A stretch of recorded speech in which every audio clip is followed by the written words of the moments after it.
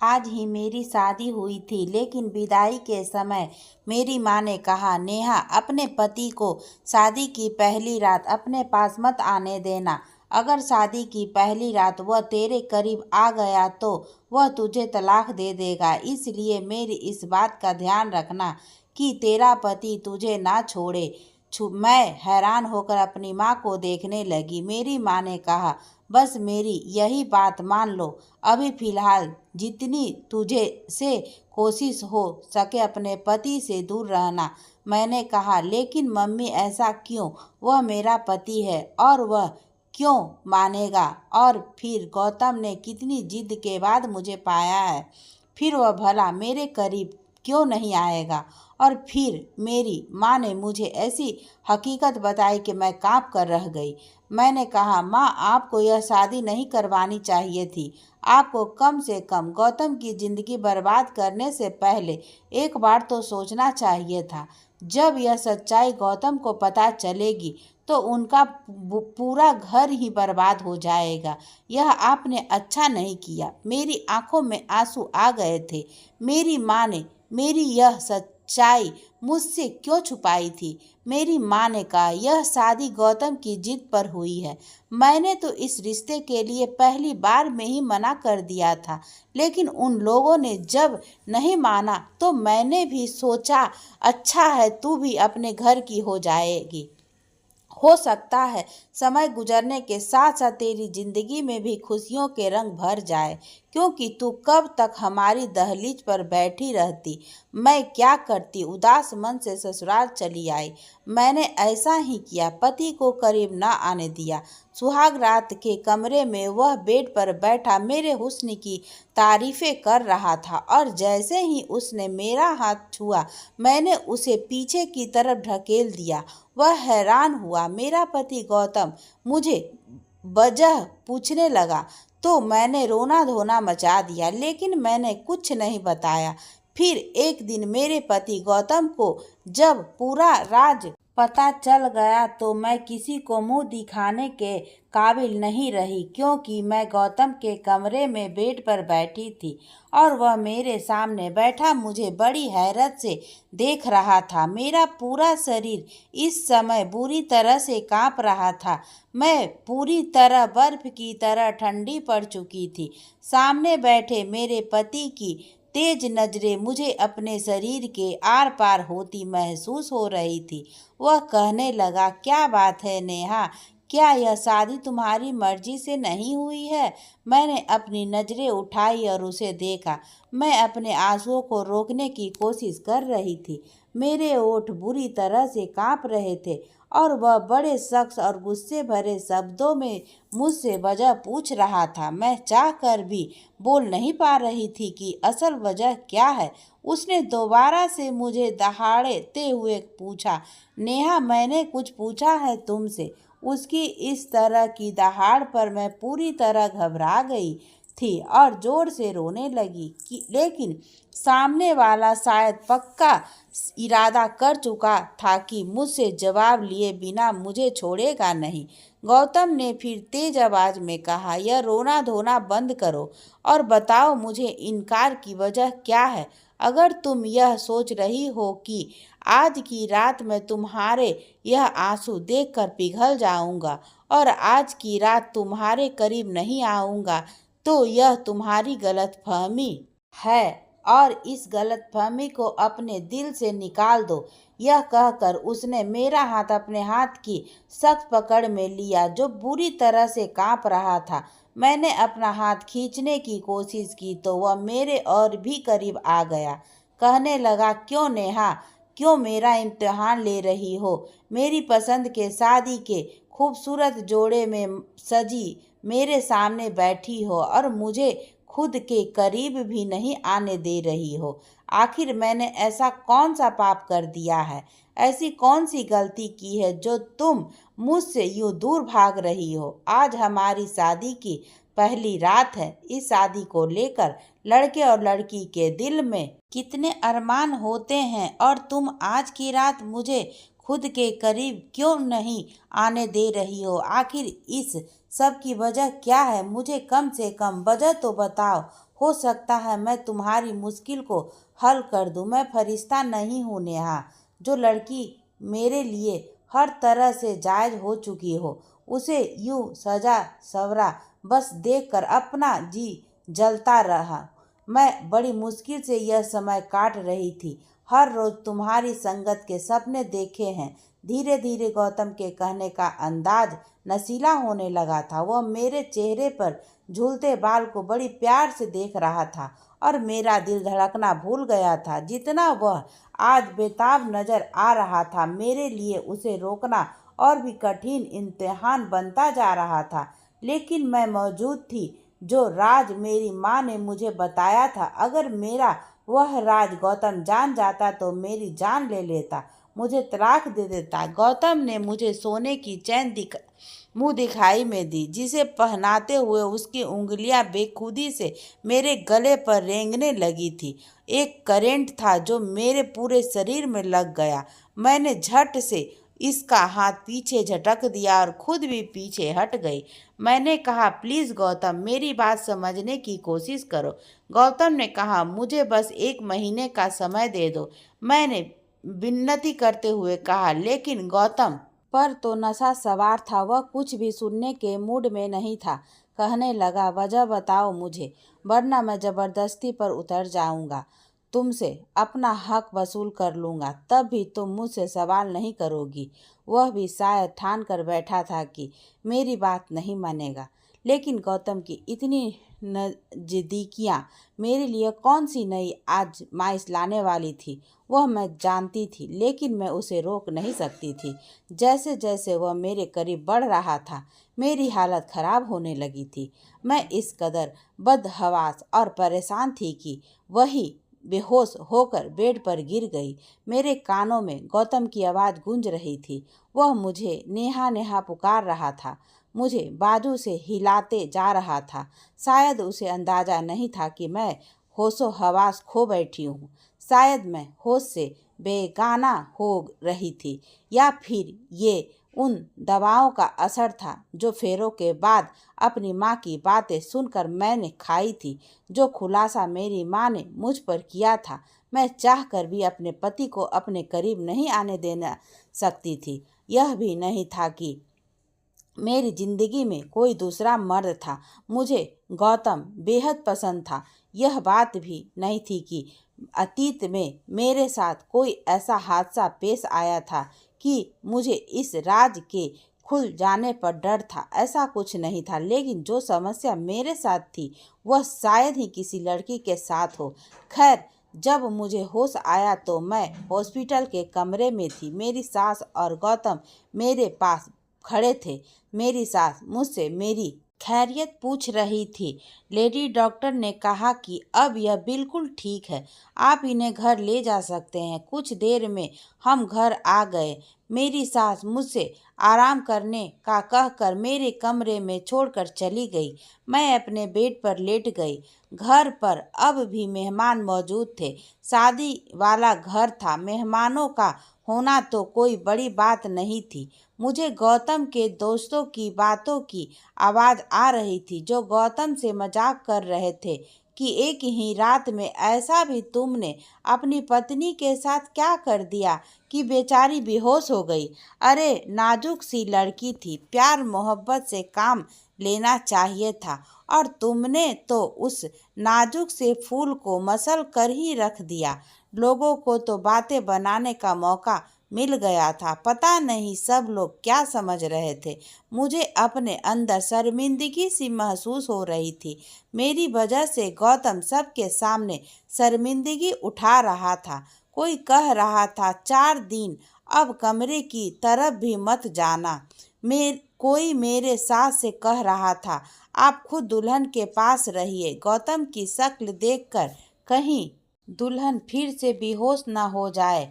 हंसी और ठहाकों की आवाज़ें मुझे अपनी ही नज़रों में गिरा रही थी, लेकिन मैं भी मजबूर थी। अगर असल वजह अपने पति को बता देती तो तलाक देकर वह मुझे धक्के देकर मारकर अपने घर से निकाल देता। अगर कुछ भी न बताती तो संबंध बनाने के कुछ ही महीने बाद वह जान जाता कि मैं किस मोड़ पर आकर खड़ी हो गई थी। कुछ दिन तक मेरी सास ही मेरे पास आती रही, मुझे खाना भी वही खिलाती थी। बहुत ही नरम दिल औरत थी, बहुत ही अच्छी और मोहब्बत करने वाली। धीरे धीरे सारे मेहमान भी जा चुके थे, मेरी तबीयत भी अब सुधर चुकी थी, इसलिए मैंने खुद ही किचन के काम संभाल लिया।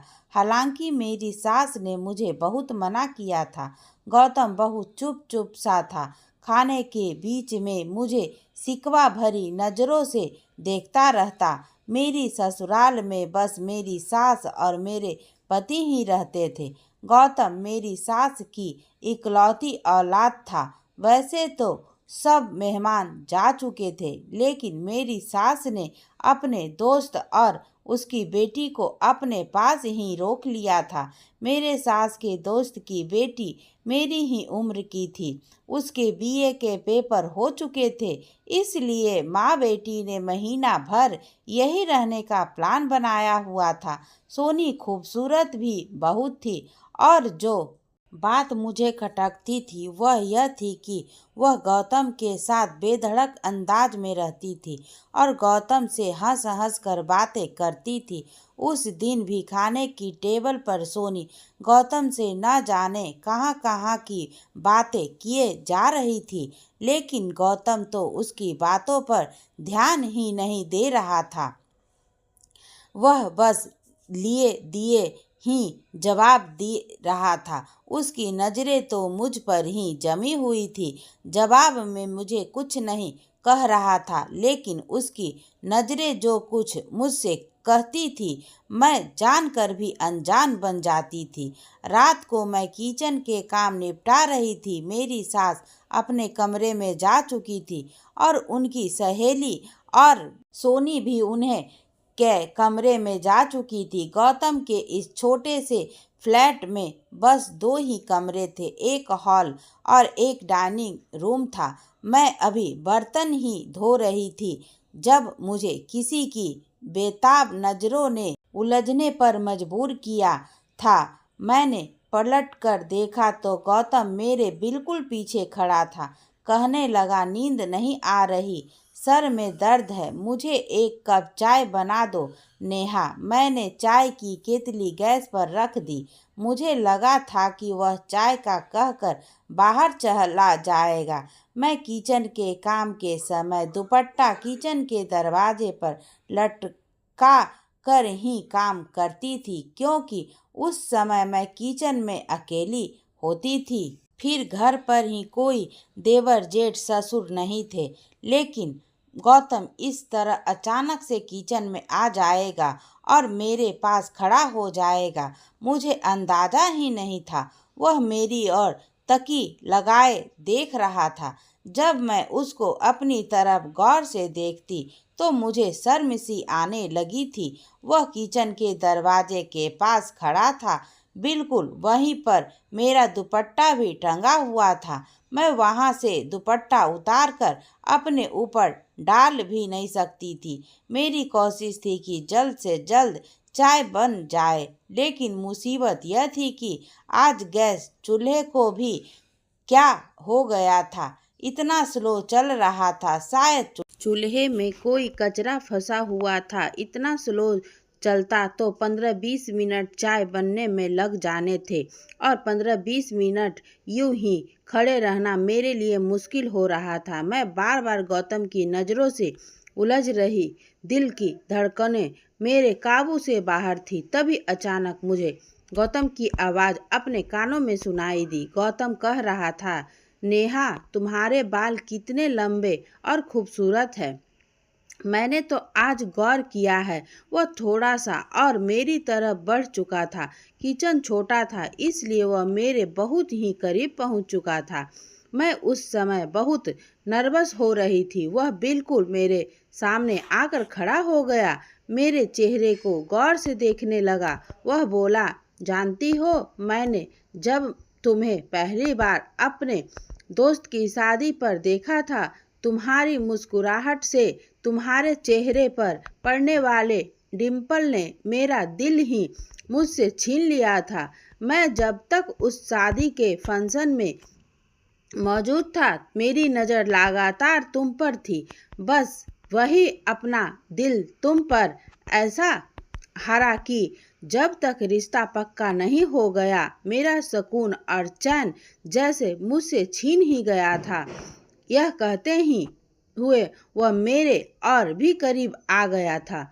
मैं पीछे सेल्फ से जा लगी थी। गौतम प्लीज़ पीछे हटो, मुझे अपना दुपट्टा लेना है। मैंने अपने माथे पर आए हुए पसीने को साफ किया था। गौतम ने कहा, क्यों, यहाँ कोई गैर है क्या जिससे तुम्हें अपने आप को छुपाना है? पति पत्नी तो वैसे भी एक दूसरे के होते हैं। गौतम मुझसे और भी करीब हो गया और मुझे कमर में पकड़ लिया और अपने होठ मेरी गर्दन पर रख दिया। उसकी गर्म गर्म सांसों से मैं पिघलने लगी थी। मेरी हालत अब और भी ज़्यादा खराब होने लगी थी। इससे पहले कि वह मेरे चेहरे को अपने हाथों में लेता, मैंने उसे पीछे धक्का दिया और किचन से बाहर निकल गई। तेजी से अपने कमरे में जाकर दरवाज़ा बंद कर लिया। मैं कैसे गौतम की बढ़ती हुई बेकरारी को रोक सकती? वह पति था मेरा, मुझसे मोहब्बत करता था। उसने अपने दोस्त की शादी में मुझे पसंद कर लिया था और मेरे घर रिश्ता भेज दिया था। मेरी माँ ने पहले इस रिश्ते के लिए मना कर दिया था और जब तक यह रिश्ता पक्का नहीं हो गया, उसने हमारे घर की दहलीज नहीं छोड़ी थी। वह न जाने कब से मेरे इंतजार में था और जब आज मैं उसकी पत्नी बनकर उसके घर में मौजूद थी, तो वह मुझे भी जी भरकर प्यार भी नहीं कर सकता था, क्योंकि मैंने उसे इजाज़त नहीं दी थी। वह अपनी जगह सही था, लेकिन जिस मुश्किल में मैं फंस चुकी थी, वह मेरे लिए एक मुसीबत बन गई थी। टेंशन के कारण मैं रोने लगी थी। पत्थर की तो मैं भी नहीं थी। एक नेचुरल सा रिश्ता था जिसकी मोहब्बत और संगत की तड़प गौतम को थी। मैं भी उसकी संगत के लिए तड़प रही थी। जी चाहता था कि उसकी मजबूत बाहों में समाकर दुनिया के सारे गमों को भुला दूं, लेकिन बस मेरी मजबूरी मेरे आड़े आ रही थी। रोते रोते पता नहीं कब मेरी आंख लग गई थी। सुबह जब उठी तो गौतम ऑफिस जा चुका था। मैंने अपनी सास से गौतम की इतनी जल्दी ऑफिस जाने की वजह पूछी तो मेरी सास ने कहा, पता नहीं, कह रहा था ऑफिस में कुछ ज़रूरी काम है। मुझे याद आया, मैंने तो रात भर अपना कमरा अंदर से लॉक कर रखा था। शायद गौतम वही हॉल में सोफे पर ही सो गया होगा। उसके कपड़े और बैग वगैरह भी तो कमरे में ही थे। मैं समझ गई गौतम ऑफिस नहीं गया, बल्कि वह घर से कहीं चला गया है। अब मुझे गौतम की चिंता होने लगी। पता नहीं वह कहाँ चला गया होगा। वह मुझसे नाराज था। पूरा दिन मेरा इसी चिंता में निकल गया था। शाम 4 के करीब वह आया था। वह सीधा कमरे में चला गया। उसके बाद से गौतम ने मुझसे बात करना बिल्कुल बंद कर दी। वह बिल्कुल भी मेरी तरफ नहीं देखता था।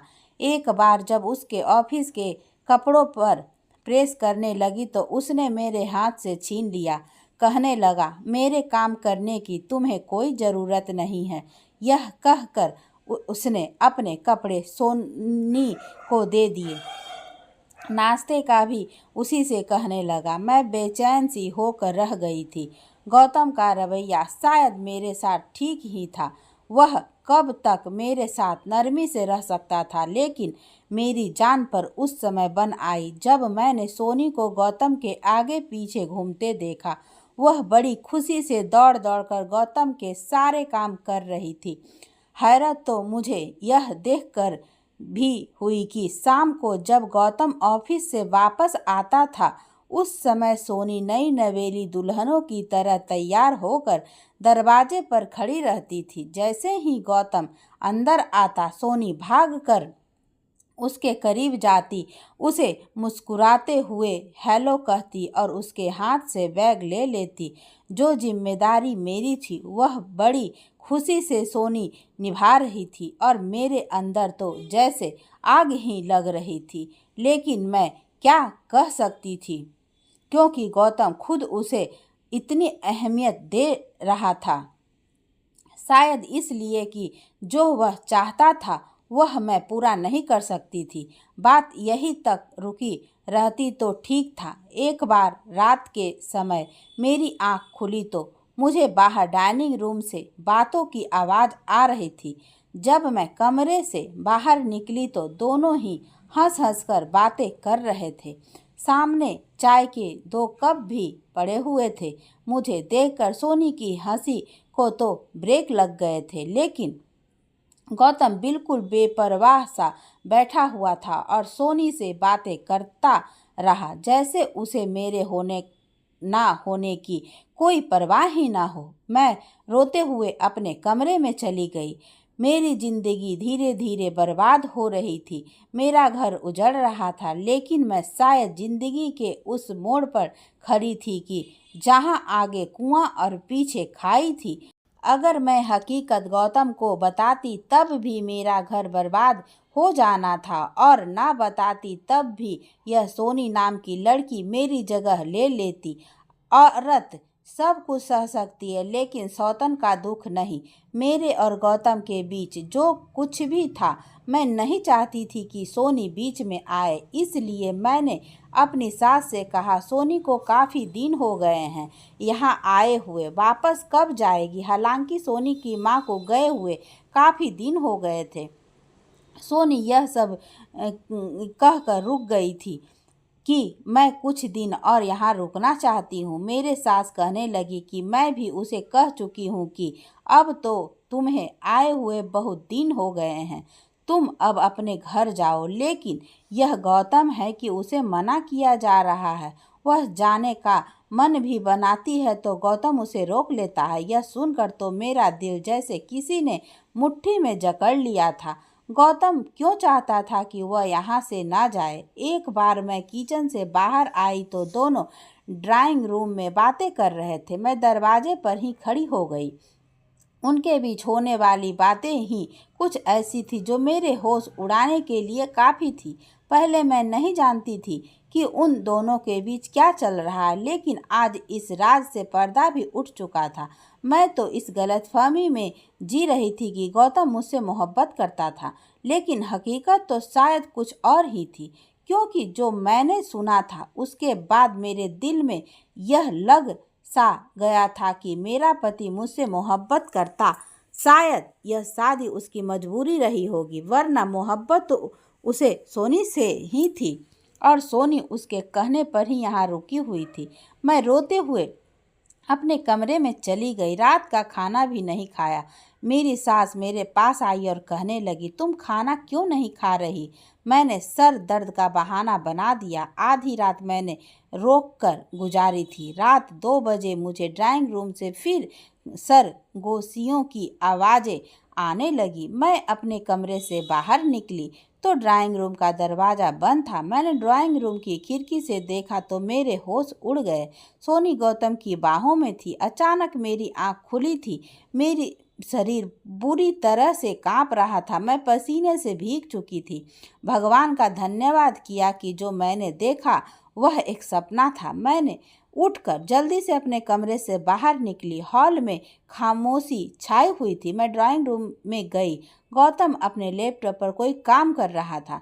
मैं रोते हुए उसके पास बैठ गई। वह मुझे देखकर कुछ परेशान हुआ। कहने लगा, क्या बात है, रो क्यों रही हो। मैंने कहा, गौतम आप आज के बाद सोनी से बात नहीं करेंगे। मेरी बात पर पहले तो वह कुछ देर तक मुझे देखता रहा, फिर अपना लैपटॉप बंद कर दिया। कहने लगा, क्यों ना बात करूं। मैंने कहा, आपके दिल में सोनी थी तो मुझसे शादी क्यों की आपने। वह कहने लगा, मुझसे बहुत बड़ी भूल हो गई जो मैंने सोनी की कदर नहीं की और तुम्हारे हुस्न का दीवाना बन बैठा और तुमसे शादी कर ली। सोनी मुझसे पहले से ही मोहब्बत करती है और मुझसे शादी करना चाहती है, और अब मुझे भी इस बात का एहसास हो गया है, इसलिए मैं सोनी से शादी करना चाहता हूँ। यह सुनकर तो मेरा दिमाग ही चकरा गया था। मैं फूट फूट के रोने लगी। मैंने कहा, आप ऐसा नहीं कर सकते, मुझे यूं बर्बाद नहीं कर सकते, मैं मर जाऊंगी आपके बगैर। गौतम, मैं आपसे बहुत मोहब्बत करती हूँ। मेरी बात सुनकर गौतम ने मेरा हाथ पकड़ा और कमरे में लेकर आया और कमरे का दरवाज़ा बंद कर दिया। कहने लगा, बस यही तो सुनना चाहता था मैं, यह जानना था कि तुम्हारे दिल में क्या है। इसलिए मैंने सोनी से विनती की थी कि वह मेरे साथ मिलकर यह ड्रामा करे। नेहा, सोनी मेरी सगी बहन है, मम्मी की सहेली की कोई औलाद नहीं है, इसलिए मम्मी ने सोनी को उन्हें दे दिया था। यह बात मेरे लिए एक नया खुलासा थी। फिर गौतम बोला, तुम्हारी दूरियों ने मुझे बेहद परेशान कर रखा था। मुझे लगा शायद तुम किसी और से मोहब्बत करती हो, इसलिए मुझसे दूर रहने के बहाने ढूंढती हो। इसलिए मैंने सोनी के साथ मिलकर यह ड्रामा किया था और आज तुम्हारे इजहार ने मेरे अंदर एक इम्तिहान और सुकून भर दिया है। शायद तुम्हारी मुझसे दूरी एक नेचुरल झिझक थी। गौतम मेरे करीब आने लगा, इतना करीब कि उसने मुझे अपनी बाहों में भर लिया। गौतम ने मदहोश होते हुए कहा, नेहा, अपने दिल दिमाग से सारा डर निकाल दो। मैं तुम्हारा पति हूँ, तुमसे बेइंतहा मोहब्बत करता हूँ, तुम्हें कभी कोई तकलीफ नहीं पहुँचाऊँगा। इस बार मैं उसे रोक नहीं पाई क्योंकि अपनी जुबान से मैं इजहार ए मोहब्बत कर चुकी थी। पूरी रात मेरी डर में गुजरी थी कि जिस दिन मेरा सच गौतम को पता चल गया वह दिन मेरा इस घर में आखिरी दिन होगा। खैर, मेरी संगत पाकर गौतम बेहद खुश था।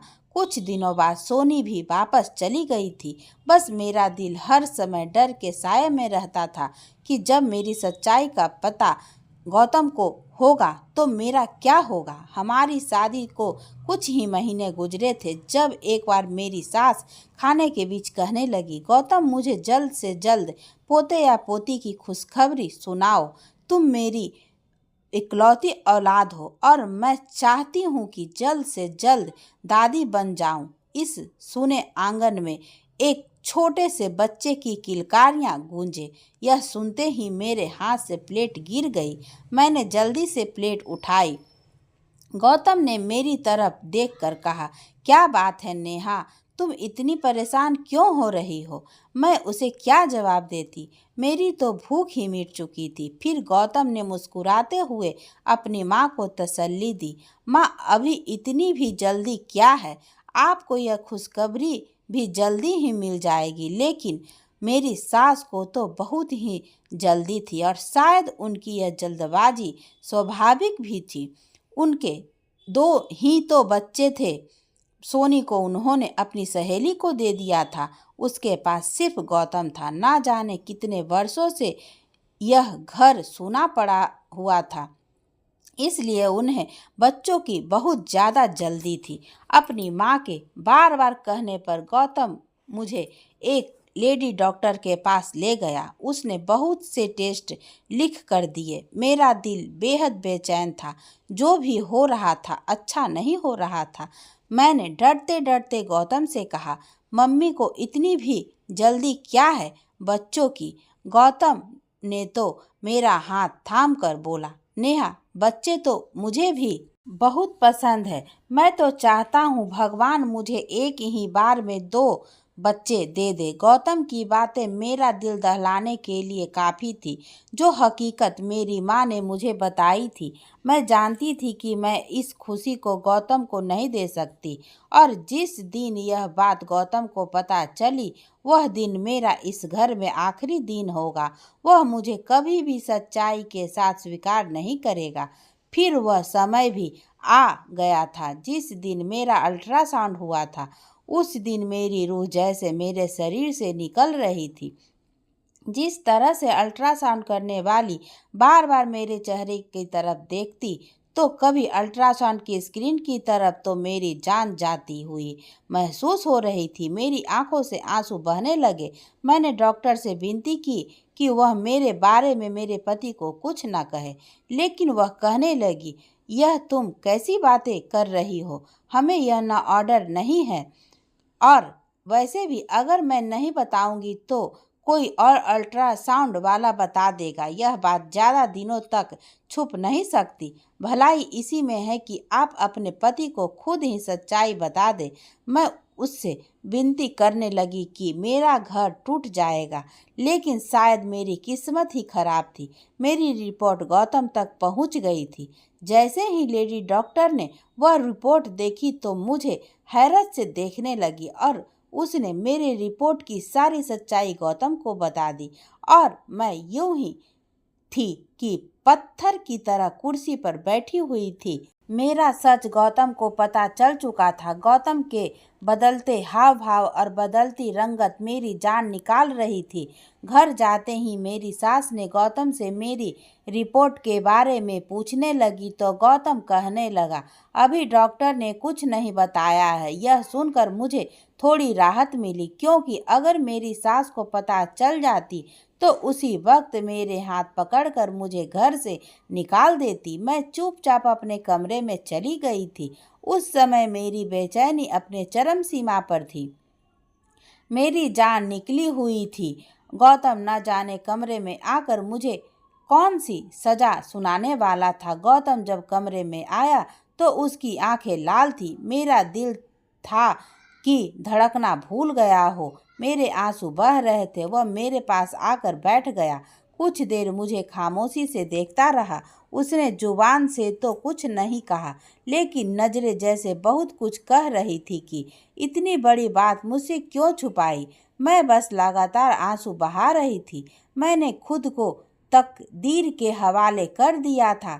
थोड़ी देर बाद गौतम कहने लगा, बस एक बात बता दो नेहा, क्या तुम यह बात पहले से जानती थी?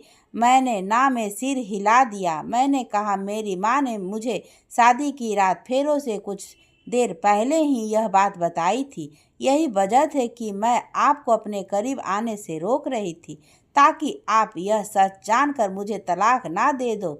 यह कहकर मैं रोने लगी। वह कहने लगा, तुमने अच्छा नहीं किया नेहा। तुम जानती थी कि मैं इकलौता हूँ। मेरी माँ को औलाद चाहिए। तुम्हारी माँ अगर सच्चाई जानती थी तो उन्होंने हमें अंधेरे में रखकर गलत किया।